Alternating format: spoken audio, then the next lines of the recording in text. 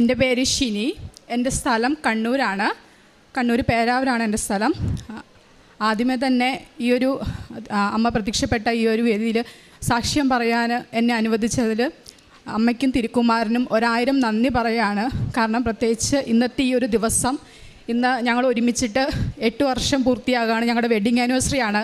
അപ്പോൾ അമ്മ ഇന്ന് ഞങ്ങൾക്ക് തന്നൊരു വലിയൊരു ഗിഫ്റ്റായിട്ട് ഈ ഒരു സാക്ഷ്യം പറയൽ ഞാൻ കണക്കാക്കിയാണ്. എൻ്റെ ഒരു രോഗസൗഖ്യ സാക്ഷ്യമാണ് ഞാൻ പറയുന്നത്. അതിനു മുമ്പായിട്ട് ഞാൻ ദൈവത്തിലേക്ക് വന്നത്, ദൈവത്തിൻ്റെ ആ ഒരു സ്നേഹം പറഞ്ഞു കഴിഞ്ഞാൽ മാത്രമേ എൻ്റെ ആ ഒരു സാക്ഷ്യം പൂർത്തിയാക്കാൻ എനിക്ക് സാധിക്കത്തുള്ളൂ. 2024 മെയ് 17-ാം തീയതിയാണ് ഞാൻ ഓൺലൈൻ ഉടമ്പടി എടുക്കുന്നത്. അതിനുശേഷം 2024 ജൂലൈ 28-ാം തീയതി ഞാനിവിടെ വന്ന് തീർത്ഥാടന ഉടമ്പടി എടുത്തു. അപ്പോൾ അതിന് മുമ്പായിട്ട് ദൈവമായിട്ടുള്ളൊരു ബന്ധം എന്ന് പറഞ്ഞാൽ, ഞാൻ വളർന്നതും പഠിച്ചതും ഒക്കെ ഒരു ക്രിസ്ത്യൻ സാഹചര്യത്തിൽ നിന്നാണ്. ഞങ്ങളുടെ അവിടെ എല്ലാവരും ക്രിസ്ത്യൻസാണ്. ഞാനൊരു ഹിന്ദുവാണ്. എൻ്റെ ഫ്രണ്ട്സ് ആണെങ്കിലും ഞാൻ പഠിച്ച സ്കൂളാണെങ്കിലും എല്ലാം ക്രിസ്ത്യൻ പശ്ചാത്തലത്തിലാണ്. അങ്ങനെ ഒരു 10-17 വർഷം ഈശോയും മാതാവിനും ഒത്തായിരുന്നു എൻ്റെ യാത്ര എന്ന് പറയുന്നത്.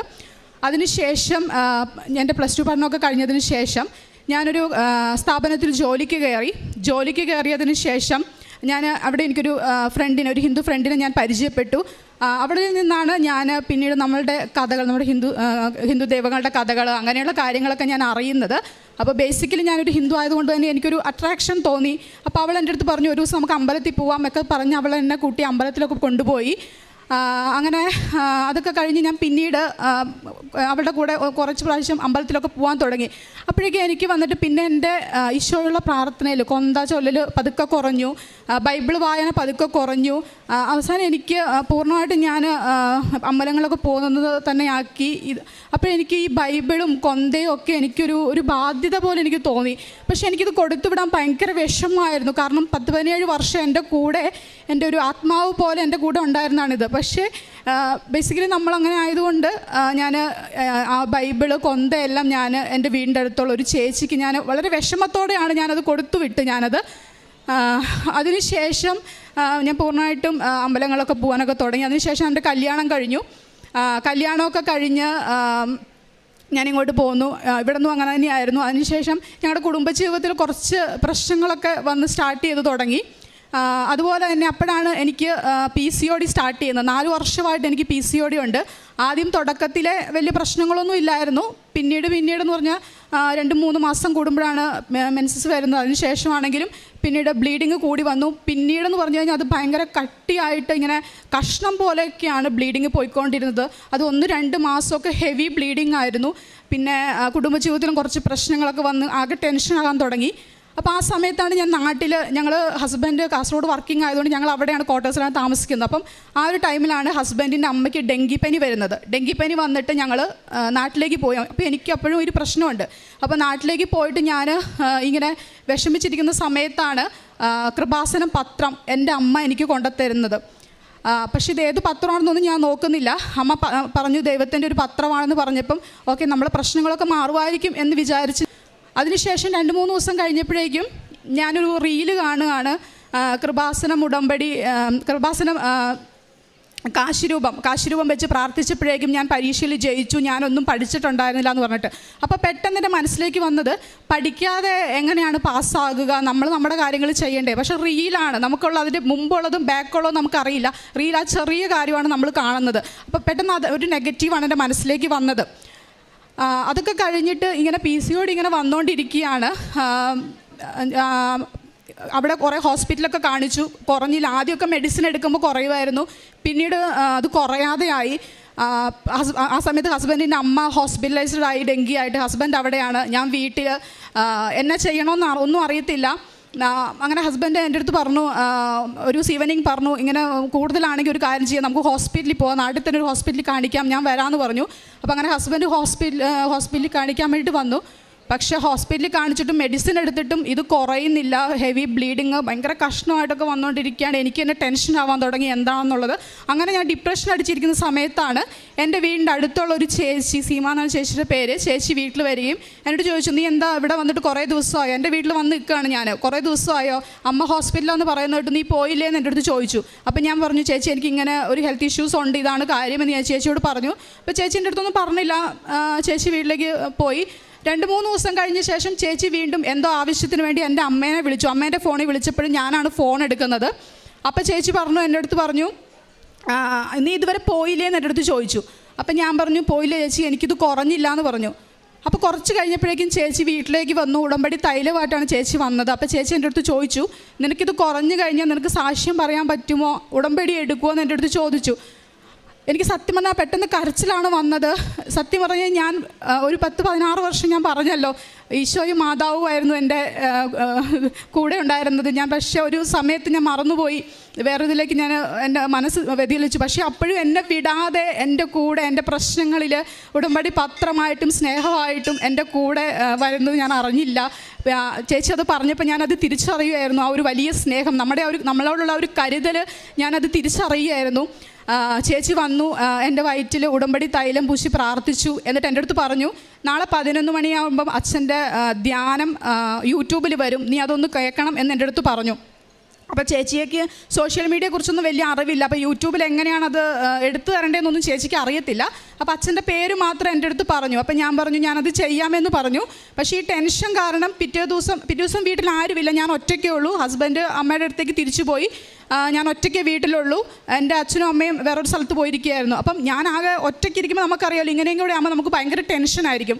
അങ്ങനെ ഞാൻ ടെൻഷൻ അടിച്ച് ഇങ്ങനെ ഇരിക്കുന്ന സമയത്താണ് ഒരു പതിവില്ലാത്തൊരു നോട്ടിഫിക്കേഷൻ എൻ്റെ ഫോണിൽ വരുന്നത്. അപ്പം ഞാൻ വിചാരിച്ചു, എന്താണ് ഒരു പതിവില്ലാത്തൊരു നോട്ടിഫിക്കേഷൻ ഫോണിൽ വരുന്നത് വിചാരിച്ച് ഞാൻ പെട്ടെന്ന് ഫോൺ എടുത്ത് നോക്കിയപ്പോഴാണ് അച്ഛൻ്റെ ധ്യാനം ഞാൻ അതിൽ കാണുന്നത്. അപ്പം ഞാൻ ഇതിൽ ഇങ്ങനെ രോഗസൗഖ്യം ഉണ്ടെന്നോ അങ്ങനെയൊന്നും എനിക്ക് അറിയത്തുണ്ടായിരുന്നില്ല. എൻ്റെ ഒരു മനസ്സിൻ്റെ ആശ്വാസത്തിന് ഈ ഒരു ടെൻഷൻ കുറയ്ക്കാൻ വേണ്ടിയിട്ട് മാത്രമാണ് ഞാൻ വന്നിട്ട് ആ ഒരു ധ്യാനം കേൾക്കാമെന്ന് വിചാരിച്ചിരുന്നത്. അപ്പം ഞാൻ അച്ഛൻ്റെ ധ്യാനം കേട്ടുകൊണ്ടിരിക്കുമ്പോൾ ഞാനിങ്ങനെ തല കുനിച്ചിരുന്നിട്ടാണ് ഞാൻ ധ്യാനം കേൾക്കുന്നത്. അങ്ങനെ ധ്യാനം കേട്ടുകൊണ്ടിരുന്നപ്പം അച്ഛൻ പറഞ്ഞു, രോഗസൗഖ്യ പ്രാർത്ഥനയാണ്, എല്ലാവരും എഴുന്നേറ്റ് പ്രാർത്ഥിക്കണമെന്ന് പറഞ്ഞു. അപ്പോഴും ഞാൻ ടെൻഷൻ അടിച്ച് ഇങ്ങനെ തല കുനിച്ചിരിക്കുകയാണ്. അപ്പോൾ അച്ഛൻ ആ രോഗസൗഖ്യ സാക്ഷ്യത്തിൽ 3-ാമതായിട്ട് പറഞ്ഞത് PCOD ഉള്ള മക്കൾക്ക് ഇപ്പോൾ സുഖം പ്രാപിക്കുന്നു എന്നുള്ളതാണ്. അത് കേട്ടപ്പോഴേക്കും ഇപ്പോഴും എനിക്കൊരു കുളിര് വരികയാണ്. അത് കേട്ടപ്പോഴേക്കും എൻ്റെ മേലാകസകലം കുളിര് കയറി. എനിക്ക് സങ്കടമാണ്, എനിക്ക് പൊട്ടിക്കരഞ്ഞ് ഞാൻ എന്താ പറയുക, ഞാൻ ഒട്ടും എക്സ്പെക്റ്റ് ചെയ്തിട്ടുണ്ടായിരുന്നില്ല അത്.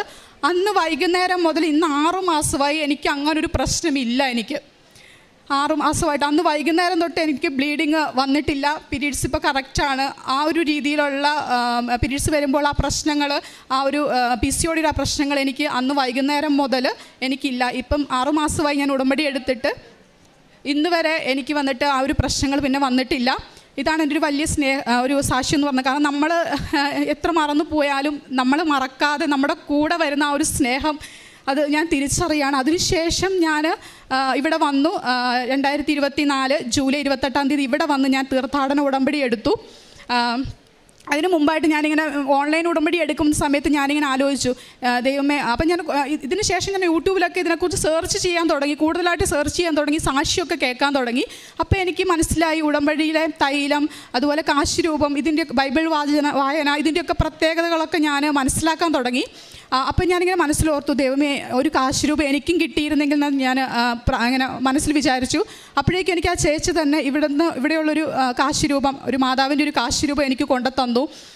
അതിനുശേഷം ഞാൻ ആലോചിച്ചു, ദൈവമേ, ഇനി ബൈബിളൊക്കെ വായിക്കണം, പഴയ പോലെ തന്നെ എനിക്ക് തിരിച്ചു വരണമെന്ന് ഞാനിങ്ങനെ ആഗ്രഹിച്ച സമയത്തേക്ക് ഞാൻ അറിയാതെ തന്നെ ഒരു ചേച്ചി എൻ്റെ അടുത്ത് പറയാണ്, നിനക്ക് ബൈബിൾ വായിക്കാൻ ഇഷ്ടമാണോ, എനിക്ക് ഞാൻ ബൈബിൾ തരാമെന്ന് പറഞ്ഞ് എനിക്ക് കൊറിയർ ചെയ്ത് തരികയാണ്. അതുപോലെ ഞാൻ ഓർത്തു, ദൈവമേ, എനിക്ക് ആ ഉടമ്പടി തൈലം ഒന്നുകൂടെ പുരട്ടാനുള്ളൊരു ഭാഗ്യം ഉണ്ടായിരുന്നെങ്കിൽ എന്ന് പറയുമ്പോഴേക്കും ഒരു ചേച്ചി എനിക്ക് ഇതുപോലെ തന്നെ ഉടമ്പടി തൈലം എനിക്ക് പുരട്ടി തരാനും അതുപോലെ അത് അനുഭവിക്കാനുള്ളൊരു ഒരു ഭാഗ്യം എനിക്കുണ്ടായി. അതുപോലെ തന്നെ ഞാൻ രാവിലെ എഴുന്നേറ്റ് പ്രാർത്ഥിക്കുമായിരുന്നു. അതായത് ഓൺലൈൻ ഉടമ്പടി എടുത്ത ശേഷം ഞാൻ രാവിലത്തെ 5:30 പ്രാർത്ഥന ഞാൻ മുടങ്ങാതെ ചൊല്ലുമായിരുന്നു. അപ്പം ഞാനിങ്ങനെ അപ്പം മാതാവിൻ്റെ ഫോട്ടോയൊന്നും എൻ്റെ കയ്യിലില്ല. അപ്പം ഞാൻ ഇങ്ങനെ പ്രാർത്ഥിക്കുമ്പോൾ എനിക്കിങ്ങനെ തോന്നി, ശരിയാണ്, ഒരു ഫോട്ടോ എടുത്ത് വെച്ച് പ്രാർത്ഥിക്കാൻ വേണ്ടി. അപ്പം തന്നെ പോയിട്ട് ഞാനൊരു പ്രിൻ്റ് എടുത്തൊരു ഫോട്ടോയൊക്കെ എടുത്തു. പിന്നെ ഒരു മെഴുകുതിരിയൊക്കെ വെച്ച് ഞാൻ പ്രാർത്ഥിക്കാൻ വേണ്ടിയിട്ട് തുടങ്ങി. അപ്പം അങ്ങനെ അന്ന് മുതൽ ഇന്ന് വരെ ഞാൻ ഒരു ദിവസം പോലും ഞങ്ങൾ ഫാമിലിയായിട്ട് ഞങ്ങൾ പ്രാർത്ഥന മുടക്കിയിട്ടില്ല. ഇനി എന്തെന്ന് പറഞ്ഞാലും എന്ത് സാഹചര്യം വന്നു കഴിഞ്ഞാലും പ്രാർത്ഥന വിട്ടിട്ടുള്ള ഒരു കളി ഇല്ല. പ്രാർത്ഥിച്ചിട്ട് ഞങ്ങൾ കിടക്കത്തുള്ളൂ, അത് കറക്റ്റ് ടൈമിന്. അതുപോലെ തന്നെ അച്ഛൻ്റെ ധ്യാനമാണെങ്കിലും അന്ന് മുതൽ ഇന്ന് വരെ മുടങ്ങാതെ എല്ലാ ധ്യാനവും കേൾക്കുകയും അത് പ്രാർത്ഥനാപൂർവ്വം കേൾക്കുകയും ചെയ്യും. അതുപോലെ തന്നെ ഒരു കാര്യം പറയാനുള്ളത്, എൻ്റെ അമ്മയ്ക്ക് അറ്റാക്ക് വന്ന ഒരു വ്യക്തിയാണ് അമ്മ. അപ്പം ഹസ്ബൻഡിൻ്റെ അമ്മയ്ക്ക് ഡെങ്കി ഫീവർ വന്നു കഴിയുമ്പോൾ തന്നെ എൻ്റെ അമ്മയ്ക്ക് പിടിച്ചു. അപ്പോൾ അമ്മേൻ്റെ കൗണ്ടൊക്കെ വളരെയധികം കുറഞ്ഞു. അമ്മയ്ക്ക് ഷുഗർ, പ്രഷർ എല്ലാം ഉണ്ട്. അപ്പോൾ ആകെ ടെൻഷൻ ആവാൻ തുടങ്ങി, കാരണം അറ്റാക്കൊക്കെ വന്നൊരു വ്യക്തിയാണ്. അപ്പം ഞാൻ നമ്മുടെ ഉപ്പ് പ്രാർത്ഥിച്ച് വിശ്വാസ പ്രമാണം ചൊല്ലി അമ്മയുടെ കഞ്ഞിയിലിട്ട് അമ്മയ്ക്ക് കോരി കൊടുത്തു. പിറ്റേ ദിവസം തന്നെ ഞങ്ങൾ ഡിസ്ചാർജായി. അതിനുശേഷം ഞങ്ങൾ വീട്ടിൽ വന്നതിന് ശേഷം ഞാൻ ഹസ്ബൻഡ് വീട്ടിലേക്ക് വരാൻ നോക്കുമ്പോഴേക്കും അമ്മയ്ക്ക് ഭയങ്കര ടെൻഷനാണ്.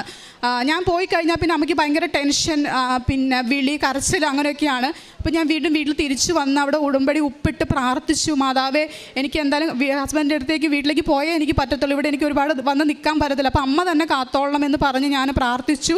അതിനുശേഷം അവിടെ ഒരു പ്രശ്നം ഉണ്ടായില്ല. അതുപോലെ തന്നെ ഹസ്ബൻഡിൻ്റെ അമ്മയ്ക്ക് ഇയർ ബാലൻസിൻ്റെ പ്രശ്നം ഉണ്ടായിരുന്നു, ശ്വാസമുട്ടുണ്ടായിരുന്നു. ഞങ്ങളിവിടെ കാസർഗോഡാണ്, അമ്മ നാട്ടിൽ കണ്ണൂരാണ്. അപ്പോൾ പെട്ടെന്ന് രാത്രിക്കൊക്കെ ശ്വാസം മുട്ടാന്ന് വിളിച്ചു കഴിഞ്ഞാൽ ഞങ്ങൾക്ക് വരാൻ വേണ്ടി ഭയങ്കര ബുദ്ധിമുട്ടാണ്. പിന്നെ ടെൻഷൻ ആകുമല്ലോ, വേറെ ആരും വീട്ടിലില്ല, അച്ഛനില്ല, വേറെ ആരും ഇല്ല വീട്ടിൽ. അപ്പോൾ ഞാൻ അമ്മേനെ 1-2 തവണ ഹോസ്പിറ്റലൊക്കെ രാത്രിക്ക് കൊണ്ടുവേണ്ടി വന്നു. അപ്പോൾ ഞാൻ നാട്ടിലെത്തിയ ശേഷം അമ്മേൻ്റെ അടുത്ത് പറഞ്ഞു, ഇനി അമ്മയ്ക്ക് എന്ത് ബുദ്ധിമുട്ട് വന്നാലും ഈ ഒരു ഉപ്പിട്ട് അമ്മ കഴിക്കണം, പിന്നെ ഇനി അമ്മയ്ക്ക് ഒരു ബുദ്ധിമുട്ടും വരത്തില്ല എന്ന് പറഞ്ഞു. അതിനുശേഷം അമ്മയ്ക്ക് ആ ഒരു ശ്വാസം മുട്ടിൻ്റെ പ്രശ്നങ്ങളോ ഹോസ്പിറ്റലിൽ കൊണ്ടുവന്ന പ്രശ്നങ്ങളോ വന്നിട്ടില്ല. അതുപോലെ തന്നെ എൻ്റെ അച്ഛന് പ്രായമായതാണ്, അച്ഛനെ കൈയൊന്ന് ഉളുക്കിയിട്ടുണ്ടായിരുന്നു. അപ്പം കൈ ഉളുക്കിയ സമയത്ത് ഡോക്ടേഴ്സ് പറഞ്ഞു സർജറി വേണം എന്ന് പറഞ്ഞിട്ടുണ്ടായിരുന്നു. പക്ഷേ ഞാൻ പറഞ്ഞു സർജറി ഒന്നും ചെയ്യണ്ട, നമുക്ക് ഈ ഉടമ്പടി തൈലം തേച്ച് നമുക്ക് പ്രാർത്ഥിക്കാം, ഉറപ്പായിട്ട് സൗഖ്യം കിട്ടുമെന്ന് പറഞ്ഞു. അപ്പം ഞാൻ അച്ഛൻ്റെ കയ്യിൽ ഉടമ്പടി തൈലം തേച്ച് ഞാൻ പ്രാർത്ഥിച്ചു. അപ്പോൾ അച്ഛനിപ്പോൾ ഒരു പ്രശ്നവുമില്ല, ഓപ്പറേഷൻ കാര്യങ്ങളൊന്നും വേണ്ടി വന്നിട്ടില്ല. അതുപോലെ എൻ്റെ മോളുടെ കാര്യം, മോൾക്ക് 1 വയസ്സ് മുതൽ അഡിനോയിഡിൻ്റെ ഇഷ്യൂ തുടങ്ങിയതാണ്. അന്ന് മുതൽ 6 വയസ്സ് വരെ അവൾക്ക് അഡിനോയിഡിൻ്റെ മരുന്ന് കഴിക്കുന്നുണ്ട്. പിന്നെ ഈ സ്പ്രേ അങ്ങനെയുള്ള കാര്യങ്ങൾ അത് ഉപയോഗിക്കുമ്പോഴേക്കും അറിയാമല്ലോ, കൊച്ചാവുമ്പോഴേക്കും അവൾക്ക് ഒരുപാട് പ്രശ്നങ്ങൾ വരാറുണ്ട്. അപ്പോൾ ഞാൻ ഉടമ്പടി എടുത്തതിന് ശേഷം ഞാൻ ദൈവത്തോട് പറഞ്ഞു, ദൈവമേ ഇത്രയും മെഡിസിൻ എൻ്റെ കുഞ്ഞ് എടുക്കുന്ന ഒരുപാട് വിഷമമാണ്, അപ്പോൾ ഇനി മുതൽ ഞാൻ ഒരു മെഡിസിൻ ഞാൻ എൻ്റെ കുഞ്ഞിന് കൊടുക്കില്ല എന്ന് പറഞ്ഞു. അല്ലെങ്കിൽ അവൾക്ക് മെഡിസിൻ എടുത്തില്ലെങ്കിൽ ഇടയ്ക്കിടയ്ക്ക് ഹോസ്പിറ്റലിൽ കൊണ്ടുപോകണം പനി വന്നിട്ട്. പക്ഷേ ഞാൻ ഉടമ്പടി എടുത്ത അന്ന് മുതൽ ഇവൾക്ക് ഞങ്ങൾ ഒരു മെഡിസിനും കൊടുക്കുന്നില്ല, ഉടമ്പടി തൈലം മാത്രമാണ് മെഡിസിൻ. എൻ്റെ കൊച്ച് പൂർണ്ണമായിട്ട് നിർത്തി. ഇനി പ്രേക്ഷിത പ്രവർത്തനം എന്ന് പറഞ്ഞു കഴിഞ്ഞാൽ ഞങ്ങൾ രോഗികളെ പോയി കാണും. അതുപോലെ തന്നെ പത്രം നമ്മളുടെ കാസർഗോഡും കൊടുക്കും, പിന്നെ കണ്ണൂരും പോയി ഞങ്ങൾ കൊടുക്കും. അത് ഹോസ്പിറ്റലിലാണ് കൊടുക്കുന്നത്. അതുപോലെ തന്നെ ഈ അപ്പച്ചന്മാരൊക്കെ ഉള്ള ഒരു അനാഥ ആലയത്തിൽ ഹസ്ബൻഡ് വന്നിട്ട് അരി ഒക്കെ വാങ്ങിച്ചു കൊടുത്തിട്ടുണ്ടായിരുന്നു. പിന്നെ പൊതിച്ചോറ് കൊണ്ട് കൊടുക്കും. പിന്നെ ആത്മീയ ജീവിതത്തിൽ എന്ന് വെച്ച് കഴിഞ്ഞാൽ എല്ലാ ദിവസവും എനിക്ക് പ്രാർത്ഥിക്കാൻ, അതായത് കുടുംബത്തിൽ പ്രാർത്ഥന വേണമെന്ന് എനിക്ക് ഭയങ്കര ആഗ്രഹമുള്ളൊരു വ്യക്തിയായിരുന്നു. എന്തെന്ന് പറഞ്ഞാലും പ്രാർത്ഥന വേണം. അപ്പം ഉടമ്പടി എടുത്തതിന് ശേഷം ഞങ്ങൾ കുടുംബമായിട്ട് ഇന്ന് വരെ ഞങ്ങൾ കറക്റ്റായിട്ട് ഞങ്ങൾക്ക് കുടുംബ പ്രാർത്ഥന ഉണ്ട്. അതുപോലെ ബൈബിൾ വായന, കൊന്ത ചൊല്ലൽ, എല്ലാ കാര്യങ്ങളും ഉണ്ട്. അതുപോലെ തന്നെ നമുക്ക് ഒരുപാട് ആദ്യം എനിക്ക് ടെൻഷനൊക്കെ, ഇതുപോലെ ഒരു വേദിയിലൊന്നും ഞാൻ ഒരിക്കലും എനിക്കിങ്ങനെ പറയാൻ പറ്റുമെന്ന് അറിയില്ല. പക്ഷേ അമ്മ അനുവദിച്ചു. ഞാൻ വളരെ ടെൻഷനുള്ളൊരു വ്യക്തിയാണ്, പക്ഷേ നന്നായിട്ട് എനിക്ക് സംസാരിക്കുവാൻ അമ്മ എന്നെ അനുവദിച്ചതാണ്.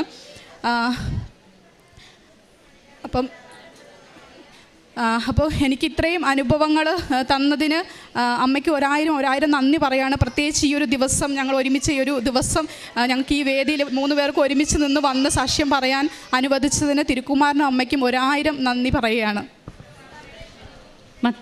മത്തായി ശ്ലീഹായുടെ വിശുദ്ധ സുവിശേഷം 9-ാം അധ്യായത്തിൽ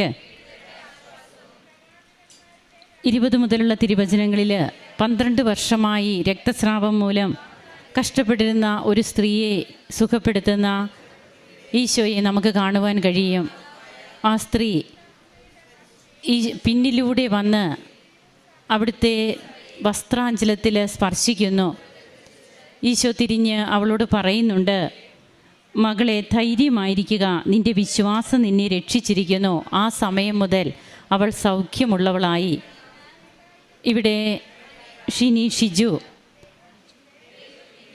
ഷിനി ലിജു തൻ്റെ അനുഭവ സാക്ഷ്യത്തിലൂടെ താൻ എങ്ങനെയാണ് ഈശോയെയും അമ്മയും സ്നേഹിച്ച് വന്നിരുന്നത്, എന്നാൽ പിന്നീട് തനിക്ക് അതൊക്കെ എങ്ങനെ നഷ്ടപ്പെട്ടു പോയി, വീണ്ടും തന്നെ ആ സ്നേഹവലയത്തിലേക്ക് എങ്ങനെ ഈശോ ചേർത്ത് വയ്ക്കുന്നു, പ്രാർത്ഥനയ്ക്കിന്ന് എത്രമാത്രം പ്രാധാന്യം, അത് കുടുംബ പ്രാർത്ഥന എന്നൊക്കെയാണ് പറയുക ഷിനി ഇവിടെ.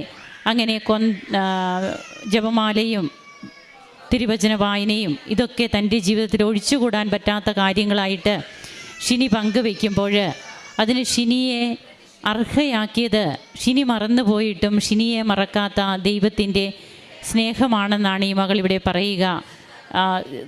രക്തസ്രാവക്കാരി സ്ത്രീ കഷ്ടപ്പെട്ട അതേ അവസ്ഥയിൽ താൻ 4 വർഷമായി തൻ്റെ ബ്ലീഡിങ്ങുമായിട്ട് PCOD, അപ്പോഴിതൊക്കെയായിട്ട് താനിങ്ങനെ ഹോസ്പിറ്റലുകൾ മാറി മാറി നടക്കുന്നു.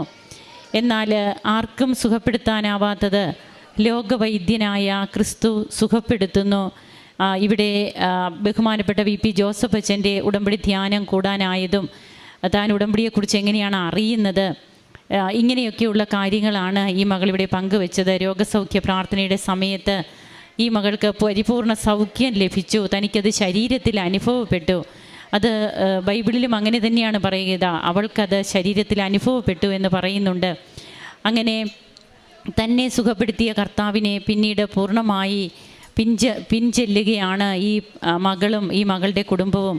പിന്നീട് ഓരോന്നും തനിക്ക് കിട്ടിയത് തൻ്റെ ഹസ്ബൻഡിൻ്റെ മാതാപിതാക്കളുടെയും തൻ്റെ മാതാപിതാക്കളുടെയും ഒക്കെ കാര്യങ്ങൾ, തൻ്റെ കുഞ്ഞിൻ്റെ കാര്യം, കുടുംബ സമാധാനം, ഇതൊക്കെ പറയുമ്പോൾ ഇന്ന് അവരുടെ 8th വെഡ്ഡിങ് ആനിവേഴ്സറി അത് അമ്മയോടൊത്ത് ഈ ആലയത്തിൽ പങ്കിടുവാനും തനിക്കിങ്ങനെ ഒരു വേദിയിലൊന്നും തനിക്ക് പറഞ്ഞ് പരിചയമില്ല, ഇതിനുള്ള ഗട്ട്സ് ഒന്നും തനിക്കില്ല. എന്നാൽ ഇതിനൊക്കെ തനിക്ക് കൃപ ചെയ്തത് അമ്മയുടെ ഇടപെടലുകളാണ്, ഈശോയുടെ കരുണയാണെന്ന് ഈ മകള് ഇന്നിവിടെ വിളിച്ചു പറയുകയാണ്, പ്രഘോഷിക്കുകയാണ്. തൻ്റെ കാരുണ്യ പ്രവർത്തനങ്ങൾ, പ്രേക്ഷിത പ്രവർത്തനം, അതിനൊന്നും അണുവിട വ്യത്യാസം വരുത്തുന്നില്ല. എല്ലാം വേണ്ട രീതിയിൽ തീഷ്ണതയോടെ തന്നെ മുമ്പോട്ട് പോകുന്നു. ഈ കുടുംബത്തിനെ ഇന്ന് ഇവിടെ കൊണ്ടുവന്ന് നന്ദി പറയുവാനായിട്ട് ഇവർക്ക് കൃപ ചൊരിഞ്ഞ ദൈവത്തെ നമുക്ക് കരങ്ങളടിച്ച് മഹത്വപ്പെടുത്താം. യേശുവേ നന്ദി, യേശുവേ സ്തുതി, യേശുവേ ആരാധന. അത്യപൂർവ ദൈവാനുഭവങ്ങൾ ഇനി നിങ്ങൾക്കും സ്വന്തം. ഈ യൂട്യൂബ് ചാനൽ ഇതുവരെ സബ്സ്ക്രൈബ് ചെയ്തിട്ടില്ലെങ്കിൽ ഇപ്പോൾ തന്നെ സബ്സ്ക്രൈബ് ചെയ്യുക. ഈ വീഡിയോ ഇപ്പോൾ തന്നെ നിങ്ങളുടെ സുഹൃത്തുക്കൾക്ക് ഷെയർ ചെയ്തുകൊണ്ട് കർത്താവിൻ്റെ പ്രേക്ഷിതരാകുക.